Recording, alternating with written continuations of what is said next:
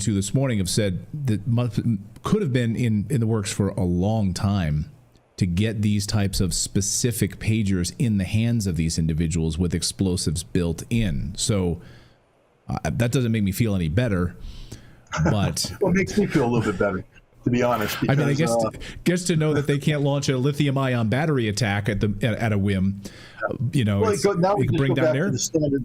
We go back to the old Israeli practice. Now we're seeing, again, that's how they assassinated the engineer. They put explosives in his cell phone. That's how they've assassinated people over the ages, to get a device in the hands. But this shows something far more sophisticated. This isn't about inserting an individual device where you need it. This is about infecting the entire supply chain.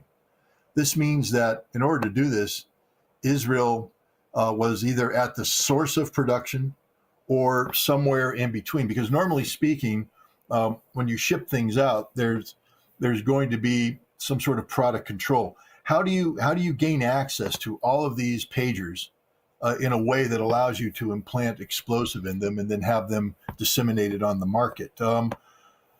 This is a very serious thing. And the other thing I'll say is that for Israel to do this attack, it's exposing a capability. It's going to mean that everywhere around the world, supply chains related to electronics in the Middle East or around the world are going to have to be reverse engineered. Israel probably won't be able to pull this off again in terms of this scale. So this was a political decision by Israel to expose this capability.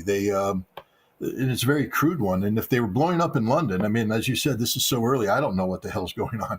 But if they're blowing up in London, this is a terrorist attack against the United Kingdom.